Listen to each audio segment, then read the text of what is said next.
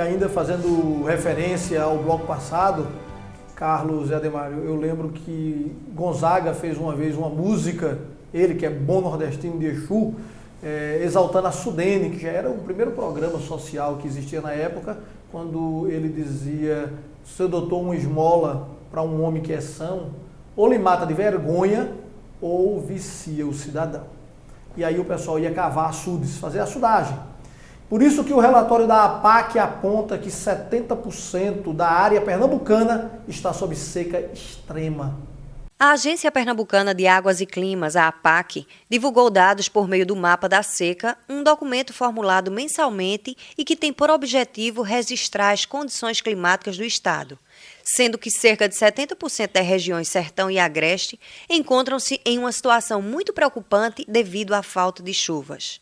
De acordo com o diretor-presidente da APAC, Marcelo Asfora, o órgão observou que no mês de janeiro houve um aumento no índice pluviométrico em todo o estado. No entanto, nos seguintes meses, a taxa caiu consideravelmente. Auxiliadora. Era um bairro muito bom de água. Às vezes eu até falava assim: puxa vida, se continuar desse jeito é uma benção. Mas agora nós estamos 42 dias que não tem água. A Copesa passa aqui na rua Maria Auxiliadora, na Avenida Maria Auxiliadora, nas ruas lateral nem fala, que ninguém não tem água. Aí ele chega e diz: não tem água. Mas que água? Você leva 3 horas para encher um balde de 20 litros, 3 horas. Você fica 4 dias, a gente não enche meia caixa d'água. Como é que a gente vai poder, algum inquilinozinho que a gente tem, que a gente vive disso, de uma rendazinha, ou então a casa da gente mesmo, a casa da gente nem se fala mais, a gente não usa mais água. Não sei não. É um caso terrível esse de falta d'água. Eu posso citar como exemplo a minha casa, que eu não tenho água. Atenção, Compesa. O que ele está falando aí é a pura verdade. Vocês dizem que vão soltar água 4 dias, fica 8, que já é um crime sem ter água, e nesses 4 dias que chega, fica gotejando na torneira. Ele falou a pura verdade. Se todo mundo vier dar um depoimento aqui, coitado de vocês, vocês são muito irresponsáveis e mentirosos. Quem promete água e não dá água é mentiroso e irresponsável. Não pode fazer isso com a população de jeito nenhum. Nós temos lá uma cisterna de 35 mil litros.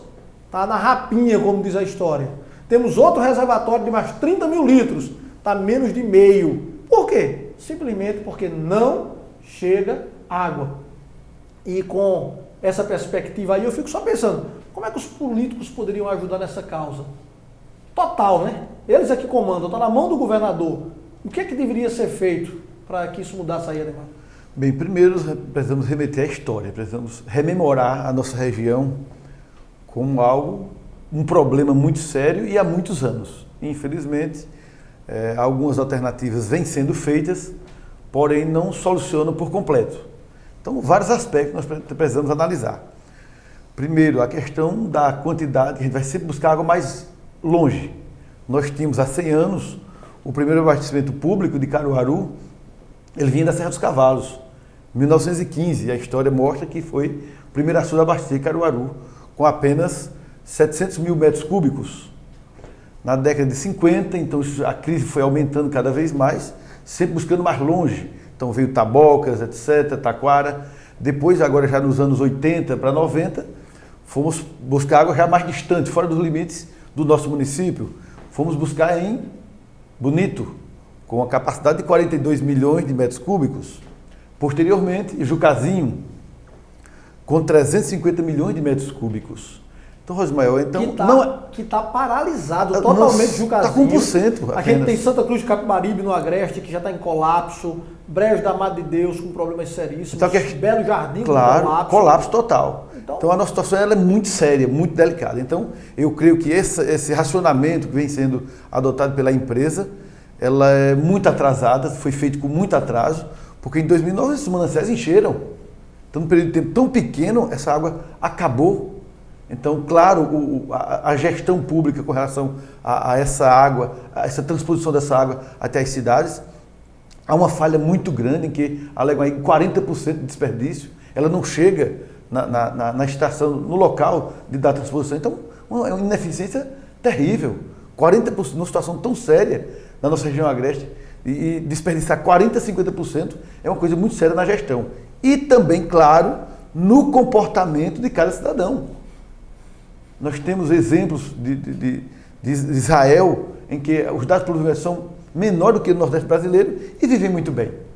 Ô Carlos, então, só para a gente ter uma ideia aqui do que a gente está falando, se 50%, como disse o Ademar, aí, se perde, significa que a gente perde água, é pior do que dinheiro público que vai sumindo ao longo do caminho? Isso mesmo. Perder água é um dos principais pontos que a gente está chegando nessa escassez dos mananciais. Mas a gente tem que levar em consideração o seguinte, a população estava acostumada a ter água todos os dias na torneira. Então não se preocupava em economizar água. E aí vem a incompetência da gestão, tanto do governo como do pessoal da Compesa, porque é o seguinte, a partir do momento que eu tenho um manancial que abastece Caruaru e cidades circunvizinhas, e esse manancial chega a 50% e eu tenho previsões climáticas de que não vai chover, o que é que eu faço? Eu inicio naquele momento um racionamento. Agora, quando chega em 5%, diz, Jucazinho secou. Atrasado demais. Então, como é que eu digo que eu sou competente a partir do momento que eu deixo secar para pensar em uma solução do que fazer? Ademar, eu ainda digo mais. Israel, você começava a falar naquela hora, que traz a água do mar, faz a dessalinização e todo mundo tem água. É mais seco do que aqui. Exatamente. Então, eu acho que falta gestão, não só a gestão pública, mas a gestão de cada cidadão. Então, eu fiquei impressionado, Rosemary, como lá em casa nós começamos a fazer um procedimento de reuso da água da máquina de lavar. E aproveitando o ensejo, você que está em casa aí, pode contribuir de maneira muito intensa com relação ao reuso da água da máquina de lavar. Que fiquei impressionado da quantidade que ia para o ralo. E nós começamos já a fazer há algum tempo, né, um balde grande de 150 litros, que quando eu cheguei em casa que eu pensei assim comigo, não, vai dar para lavar a roupa toda. Mas na primeira lavagem, o balde de 150 litros encheu. Eu digo, meu Deus. Então, duas economias que o cidadão pode fazer, a dona de casa, né? Primeiro, a economia da água. Né? Eu vou ter uma diminuição no consumo dessa água. E segundo, economia em produto. Amaciante, o sabão que já aproveitou para lavar a roupa, vai ser colocado no banheiro. Uma água muito mais adequada para colocar no vaso sanitário do que água limpa. Mas, é uma coisa óbvia, né? Mas eu vou abrir um parênteses aqui para dizer, e também para você, Carlos, que essa economia é somente de economia água, de conscientização. Não pense que vai economizar financeiramente, não, porque não economiza. Quanto mais A passa na torneira, porque minha conta vem subindo todo mês sem chegar água. Então, a minha também.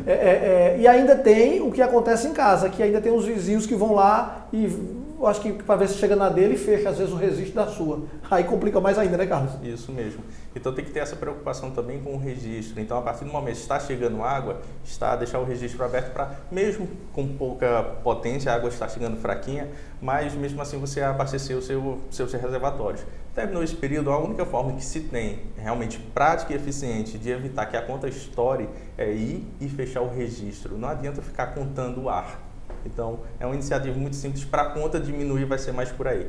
Agora, essa iniciativa que o Ademar colocou, ela é muito importante para descarga, para lavar a calçada. Então, passar pano na casa. Passar pano na casa. Então, é uma conscientização da população, que isso já está acontecendo em todo canto do mundo. Acho que a gente tem que se conscientizar que tem que haver a economia, independente da economia financeira. Isso mesmo. Só lembrando, metade da culpa é da população, que acostumada em ter água, pensava, tem água na torneira sempre. Então gastava sem necessidade. E também muito do governo, da gestão pública e do pessoal da própria Compesa, que não tiveram a competência de avaliar os níveis dos mananciais e fazer a redução na hora certa.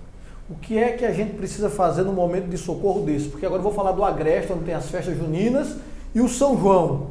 A gente fica feliz ou a gente acha que não vai ter água para os turistas? Rapidamente. Bem, eu fico feliz, porque eu gosto muito do São João, da nossa região Nordeste. Então, fico muito alegre com o São João. Porém, fico muito preocupado. Eu estou já, não só este ano, mas outros anos, que os mananciais sempre baixando, então, muito preocupado. E agora mais ainda, porque nós tínhamos, ano passado, Jucazinho com 35%, se não me engano. E hoje está zero, minha gente. Estamos dependendo apenas da Barra do Prata para vários municípios. Então, a preocupação é muito grande e precisamos realmente, os meios de comunicação, esses programas de comunicação, a imprensa, ela é fundamental para levar essas informações que são urgentes para a população, esse compromisso de transformação. Carlos, você Vai ter água para oferecer ao pessoal que vai visitar aí no São João? Bom, eu não sei se eu vou ter. Eu sei que os turistas que chegarem em Caruaru, né, que vão estar em hotéis e tudo mais, eu sei que eles terão, tá? De onde vai vir a gente ainda não sabe, mas eu sei que eles terão. Eu não sei se eu vou ter água em casa para isso. Mas é um momento muito positivo. O São João é o nosso segundo Natal, né? Então é um momento de muita festa na região e isso traz muitos recursos. O detalhe é o que vai ser feito daqui para frente. A gente já está na crise. O que é que vai ser feito de investimento? Onde vai ser investido? E onde está o dinheiro da conta de água que é pago a Copesa? Onde está esse dinheiro? Meu Deus.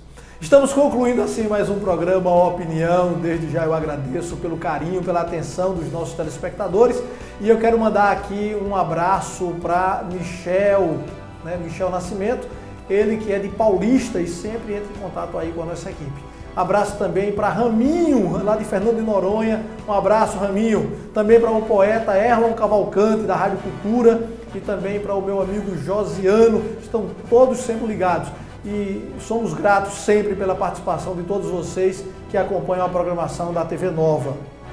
Olha, para saber o que está acontecendo, você pode ler ou ver naquele outro jornal. Mas para formar a sua opinião e aprender, isso você vê é aqui com a gente. Voltaremos com mais um programa Opinião para você. Abraço, até mais!